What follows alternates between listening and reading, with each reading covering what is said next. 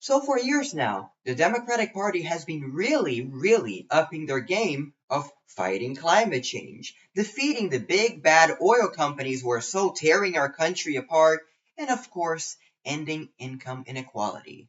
And with that, many Senate and House Democrats now decided, actually previously decided, to add all of these wonderful, beautiful goals into one single plan. That plan? The Green New Deal. The Green New Deal is actually supported by 52% of Americans, but does that mean it's good? After all, what is so wrong about it? Well, if it was so good, I wouldn't be making this video now, would I? Today we're going to see that between this illusion of sunshines and rainbows that Senate Democrats like Bernie Sanders, Elizabeth Warren, and now presidential candidate Kamala Harris want to portray, there is much more hellfire and poison beneath those waves. That's what we will be discussing today in today's episode of Policy Debunked, the Green New Scam.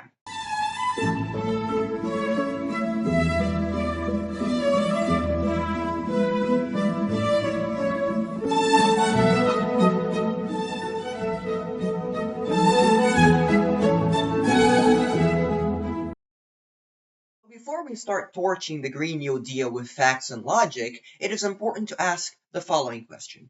What is the Green New Deal? Well, the actual definition, of course, is a 10-year plan designed with groundbreaking policies to end climate change and end income inequality and ensure all Americans have a decent paying job while remaining energy efficient.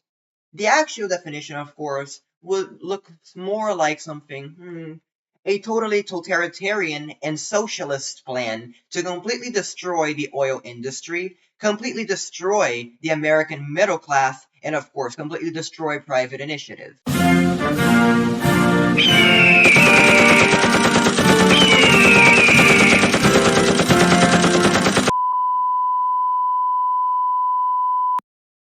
If I was to talk about everything that's wrong with the Green New Deal, I would spend hours and hours in this video. However, since people mostly watch only short videos, we will dive only on the more destructive parts of the plan. The first part of the plan that is so destructive is obviously Medicare for All. The Green New Deal, as proposed by New York Congresswoman Alexandria Ocasio-Cortez, the socialist, would simply introduce the Medicare for All system, which of course isn't hers, it was Senator from Vermont Bernie Sanders' idea. It would basically socialize American healthcare. But what is so wrong with it, you may ask? What is so wrong with giving Americans free healthcare? I'm glad you asked. Number one point, nothing in life is free. Somebody is always paying for it. And in that instance, you will be the one paying for it. You see, Medicare for All will cost an approximately $36 trillion over 10 years, basically doubling our national debt. And how do you think we're going to get the money to pay for that? Of course, government's just going to raise taxes on us. And they're going to raise taxes so much that it's been estimated that if Medicare for All is implemented, it will cost American households an average of $5,671 per year of annual income.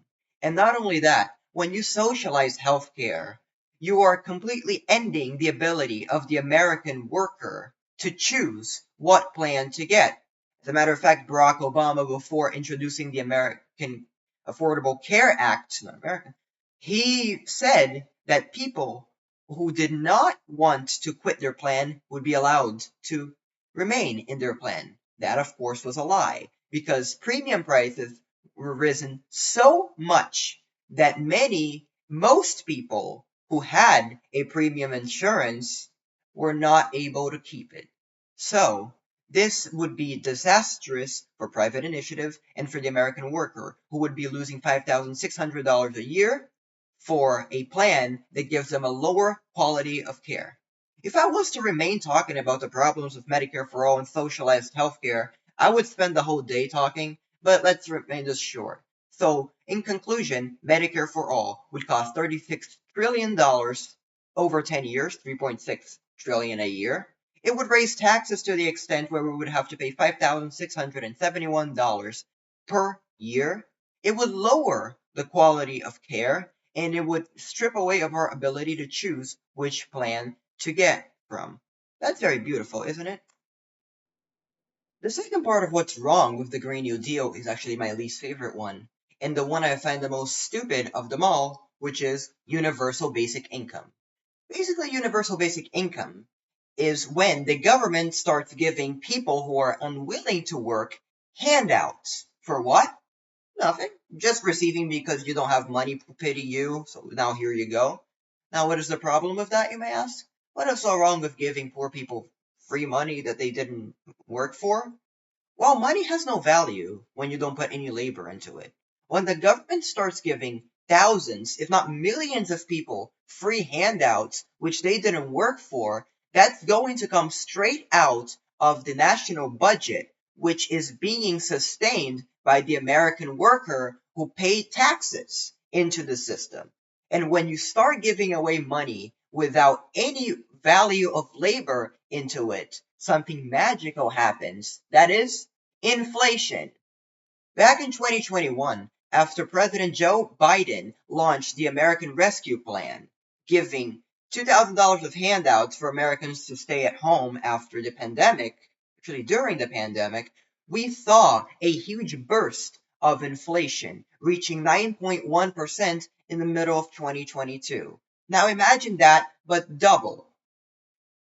When we start giving away handouts like many countries which are extremely inflationary today do, they're not being backed up by any labor, which is going to raise inflation, which is an extra tax basically on any product you buy. Things get more expensive and the country becomes unsustainable.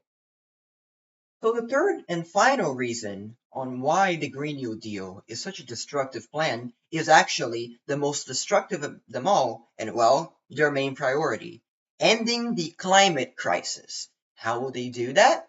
By completely destroying the oil and gas industry. That will be a huge problem because there are about 2.04 million Americans working on oil and gas companies, just in this country, not counting other ones. By implementing such destructive policies on oil and gas, it is estimated that we will lose about 1.4 million jobs in oil and gas, or be it 1.4 million people will be unemployed. And not only that, oil and gas provides us a huge amount of income and accounts for about 5% of our GDP. So by implementing such policies which are completely destructive to oil and gas, it is also estimated that we will lose about, I don't know, $3.9 trillion in our gross domestic product, or GDP, as I just said. And not only that, the prices of everything will rise because the commerce of oil and gas and electricity, which actually has many sources which are non-renewable, depending on oil and gas, they will all rise. We all saw that in the beginning of the Biden administration when he canceled the Keystone XL pipeline, introduced many regulations on oil, on gas, on whatever. Gas prices took a huge spike, reaching $5 per gallon in 2022 and now stabilizing at about $3.50 per gallon, which is still super high. If we enact this policy, we will expect a rise of about 12 and 14% in electricity costs. And that's not counting how much the price of gas will rise. We are talking about $6, $7 per gallon. And not only that, with all these people being unemployed, do you really think they're going to be able to sustain themselves with such high prices? Of course not. Our country will be a mess. So in conclusion, what will the Green New Deal do for this country? Summarizing, extremely high inflation, gas prices, and electricity costs. It will cost a total of about $93 trillion over 10 years, which is almost equal to the whole global GDP. It would cost us about one more, actually, than 1.4 million jobs. That's just a conservative, safe estimate. It would raise prices of electricity between 12 and 14%, not counting gas prices. And finally, it would cost us $3.9 trillion of our GDP. Is it great? Is it wonderful? Is it efficient? Absolutely not. Thank you for watching and have a great day. God bless you.